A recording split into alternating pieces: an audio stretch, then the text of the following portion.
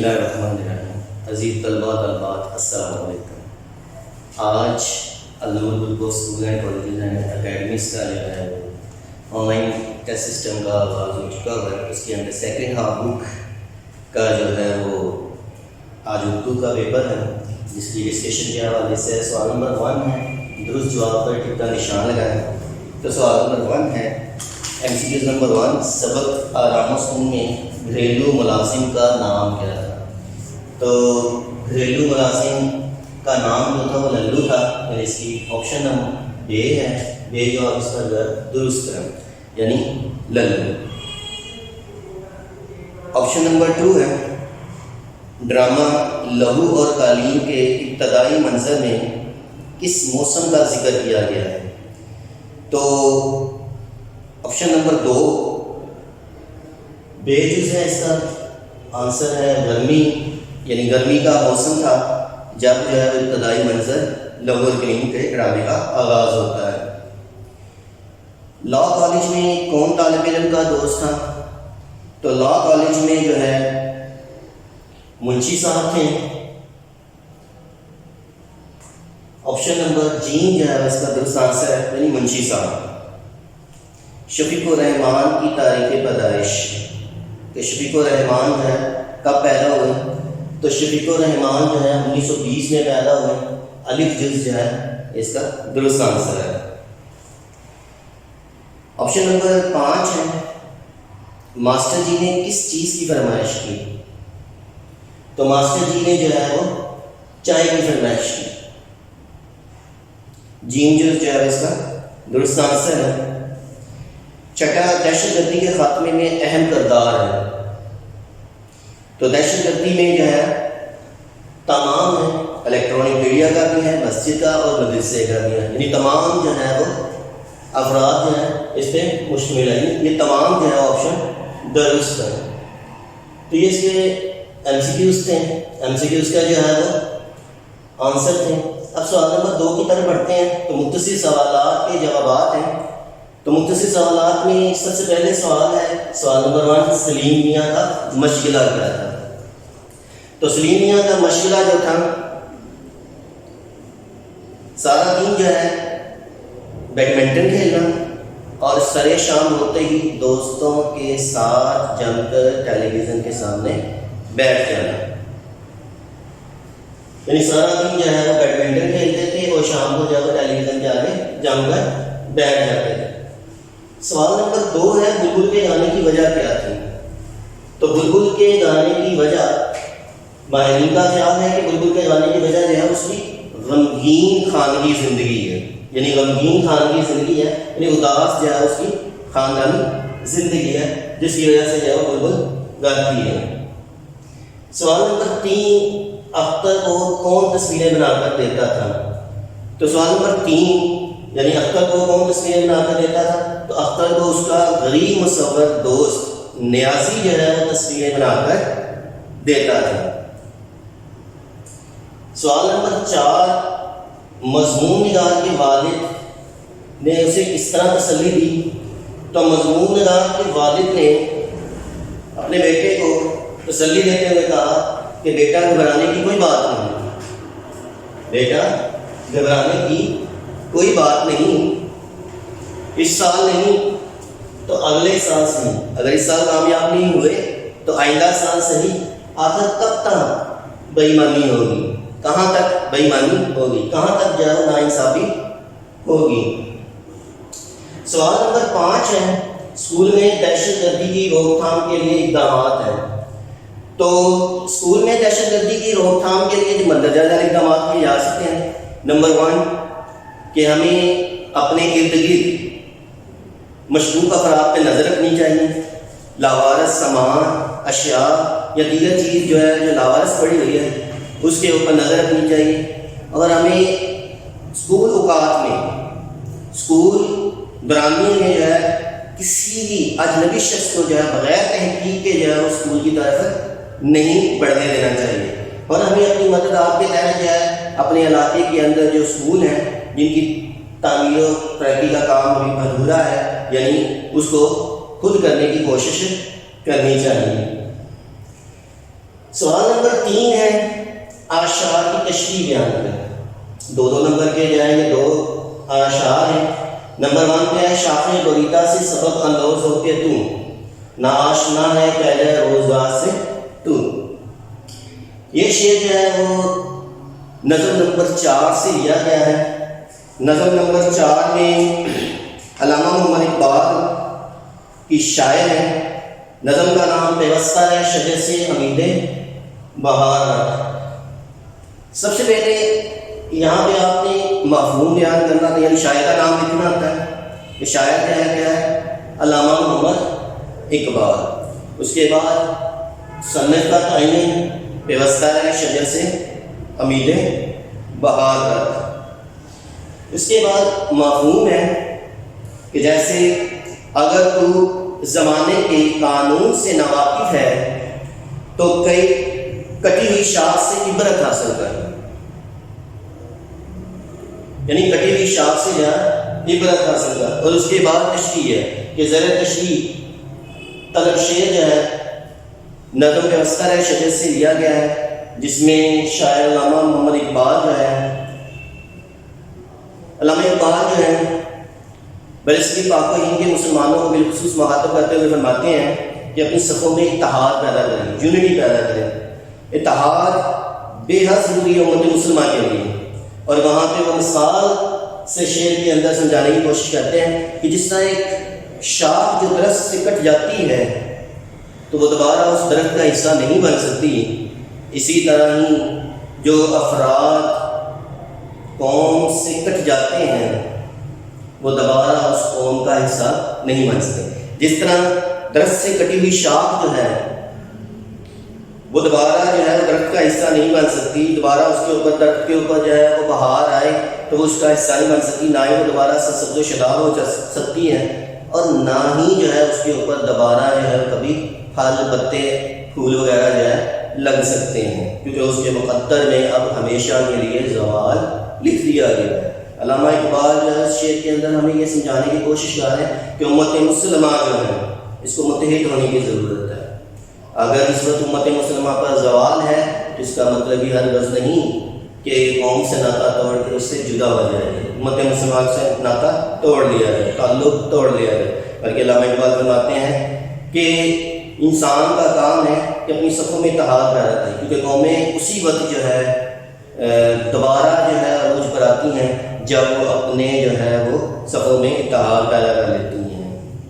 شاعر نے کیا خوب فرمایا ہے، تجھے آواز سے اپنے کوئی نسبت ہو نہیں سکتی، تجھے آواز سے اپنے کوئی نسبت ہو نہیں سکتی، کہ تو گفتار وہ کردار، تو ثابت وہ سیاح. گواہی ہم نے جو اسلاف سے میراث پائی تھی، گواہی ہم نے جو اسلاف سے میراث پائی تھی، سریا سے زمین پر آسمان نے ہم کو دے مارا. وہ زمانے میں موسس تھے مسلمان ہو کر، اور تم خوار ہوئے تارکے قرآن ہو کر. اسی طرح ہی دوسرے شعر کی طرف بڑھتے ہیں، اے میرے وطن کے شہزادو تم زندہ ہو، خوشبو کے روپ میں اے پھولو تم زندہ ہو. یہ شعر امجد اسلام امجد کی نظم شہدائے پشاور کے لیے ایک نظم نمبر 5 سے لیا گیا ہے. اس کے بند نمبر 1 میں سے جو ہے یہ لیا گیا ہے شعر. اس کے اندر جو ہے امجد اسلام امجد نے جو ہے ثانیہ پشاور میں جو ہے وہ شہید ہونے والے بچوں کو خراج تحسین پیش کرتے ہوئے فرمایا ہے کہ آرمی پبلک ہائی اسکول 16 دسمبر 2014 کی صبح اپنے آب و تاب کے ساتھ چمکتا ہوا سورج جو ہے ابھی کچھ دیر ہی چمکتا ہے تو ایک دل خراش واقعہ Peshawar army public high school میں پشاور میں وقوع پذیر ہوتا ہے. تو دہشت گرد جو ہے آرمی پبلک ہائی اسکول میں دیواریں پھیلان کر جو ہے وہاں پر جو ہے قتل و غارت کا بازار گرم کر دیتے ہیں. یعنی وہاں پہ لگ بھگ 140 کے قریب جو ہے وہ طلبہ جو ہے وہ جامع شہادت نوش فرماتے ہیں، تو یہ انہیں کی یاد میں جو ہے وہ امجد اسلام امجد نے جو ہے وہ نظم لکھی ہے، شہدائے پشاور کے لیے ایک نظم۔ امجد اسلام امجد جو ہے اس میں شاعر کا نام جو ہے امجد اسلام امجد ہے، صنف کا تعین شہدائے پشاور کے لیے ایک نظم ہے، پھر اس کے بعد مفہوم، اس کے بعد جو ہے تشریح ہوگی، اسی طرح جس طرح شعر نمبر 1 کی گئی ہے۔ کوشش کریں کہ ایک صفحہ جو ہے وہ تشریح کا ہو، اور اس کے ساتھ آپ کے پاس جو ہے کلی آپ کو جو ہے وہ اجازت ہوتی ہے کہ آپ اس میں جو ہے آیات، اقوال، مختلف شعراء کی جو اس سے ریلیٹڈ اشعار ہیں تو اس کے اندر جو ہے وہ کوڈ کیے جا سکتے ہیں۔ سوال نمبر 4 کی طرف بڑھتے ہیں۔ سوال نمبر 4 ہے سبق، امتحان کا خلاصہ ہے۔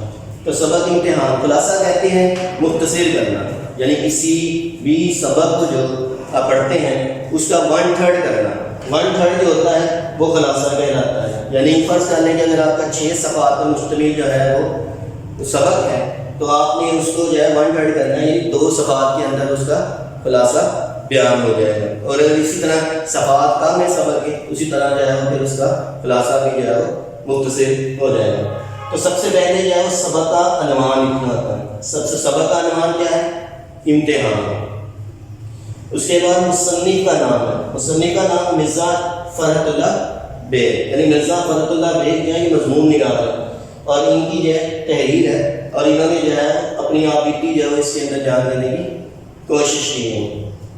تو اس کے بعد جو ہے کہانی جو ہے جہاں سے شروع ہوتی ہے اسی طرح ہی پیرا بندی کرتے ہوئے جو ہے وہ پیرا بندی کی صورت میں جو ہے وہ آگے کی طرف بڑھتا چلا جائے گا، یعنی پہلے والی بات پہلے، آگے والی بات آگے، درمیان والی درمیان میں، اور آخر والی آخر میں، یعنی ترتیب جو ہے اس کو ملحوظ خاطر رکھنا ضروری ہوتا ہے، کیونکہ ترتیب جو ہے اس کے اندر ضروری ہے، ترتیب جو ہے پیچھے نہیں ہونی چاہیے، اور یہی چیز جو ہے کمال ہے، اسے اپنے الفاظ کے اندر مختصر کر کے بیان کرنا جو ہے وہ خلاصہ کہلاتا ہے۔ آگے بڑھتے ہیں تو سوال نمبر 5 ہے نامکمل جملوں کی تکمیل۔ نامکمل جملوں کی تکمیل جو ہے 5 نمبر کے لیے آپ کے پاس ہے۔ تو سب سے پہلے دیکھیں تو بوڑھی گھوڑی ڈیش لگام، تو بوڑھی گھوڑی لال لگام جو ہے اس کا درست آنسر ہے۔ درست آنسر کیا ہوا؟ لال لگام۔ اس کے بعد دوسرا ہے جس کی لاٹھی اس کی ڈیش، جس کی لاٹھی اس کی بھینس جو ہے وہ اس کا درست آنسر ہوگا۔ یہاں کا بابا ڈیش ہی نرالا ہے، تو یہاں کا بابا آدم ہی نرالا ہے۔ یہاں تیسری آپشن کا آنسر جو ہے آدم ہے۔ نمبر 4 جتنی چادر دیکھیے اتنے ڈیش پھیلائیے، یعنی جتنی چادر دیکھیے اتنے پاؤں پھیلائیے۔ نمبر 5 ڈیش 900 چوہے کھا کر حج کو چلی، یا 900 چوہے کھا کر ڈیش کو چلی، یعنی ڈیش بلی، 900 چوہے کھا کر بلی حج کو چلی۔ اس کے بعد سوال نمبر 6 ہے جملوں کی درستگی، یعنی درست جملوں کی ادائیگی، یعنی کہ قرآت آپ کے سامنے جو ہے وہ غلط ہے، ان میں آپ نے دیکھنا ہے کون سے الفاظ غلط ہیں۔ وہ املا کی غلطی بھی ہو سکتی ہے، امدادی افعال کی بھی ہو سکتی ہے، اس کی درستگی کرنی ہوتی ہے۔ تو جملوں کی درستگی ہے تو پہلے آپ کے پاس جو آپشن ہے غریبوں، یعنی غریب کی جوڑو سب کی خالہ، تو یہاں پہ دیکھیں تو غریب کی جوڑو سب کی بھابھی ہے، خالہ نہیں ہوتی۔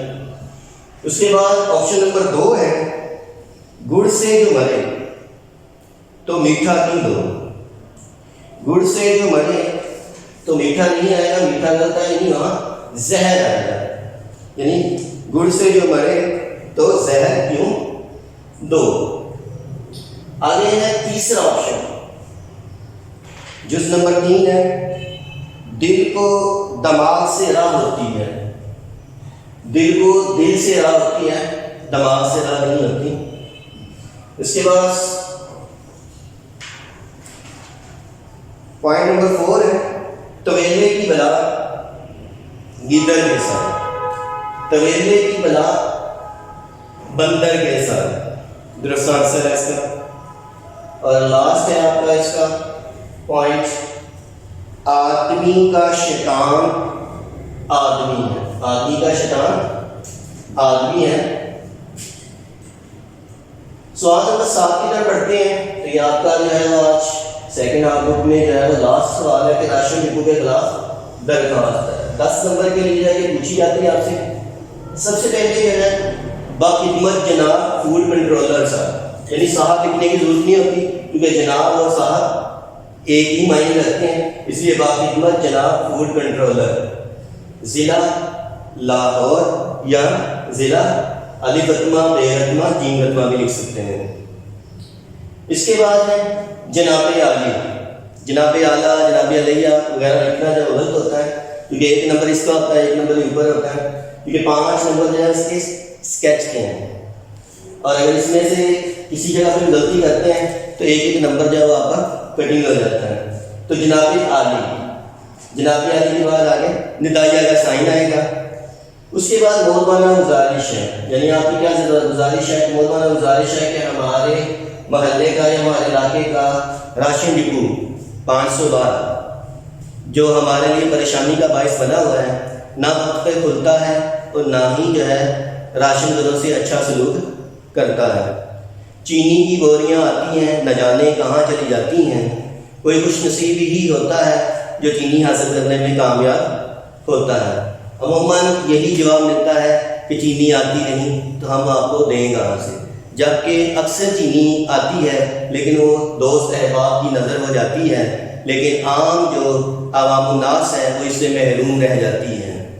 تو ہماری انتظامیہ سے جو ہے وہ گزارش ہے کہ فوڈ کنٹرولر کے نام درخواست کا مقصد ہی یہی ہے کہ انتظامیہ جو ہے اس پر ایکشن لے اور اس کارپردازوں کو جو ہے یا تو سمجھایا جائے یا پھر جو ہے ان کی جگہ پہ جو ہے کوئی نئی جو ہے وہ انتظامیہ جو ہے وہ مقرر کی جائے تاکہ جو راشن گھروں کے ساتھ اچھا سلوک کرے اور ایک جو ہے راشن جو ہے ڈپو جو ہے مقررہ وقت پر کھولے اور مقررہ وقت جو ہے بند کرے. اس کے بعد عین نوازش ہوگی. العارض جو ہے آپ کا آئے گا 1 نمبر اس کا ہوتا ہے. اس کے بعد اہل علاقہ درخواست گزار یا اہل محلہ. اس کے بعد الف ختمہ بے ختمہ اور جیم ختمہ. اسی طرح العارض کی ہی سیدھی اہل علاقہ کی ہی دائیں جانب دیکھیں تو تاریخ لکھنی ہوتی ہے 22 ختمہ اپریل 2020 عیسوی، یعنی راشن ڈپو کے درخواست جو ہے اس کا پیٹرن اور مختصر جو ہے وہ مواد بیان کر دیا گیا ہے. اس کے اندر جو ہے وہ آپ نے پیرا بنا کے، اگر زیادہ لمبی درخواست ہے تو پھر اس کے 2 پیراگراف بن جائیں گے، نہیں 3 بن جائیں گے. ٹھیک ہے، تو کوشش کریں کہ اس کے اندر پیرے بنا کے جو ہے بیان کیا جائے درخواست کو تاکہ اپنی بات جو ہے وہ مکمل جو ہے پہنچائی جا سکے. والسلام، اللہ حافظ.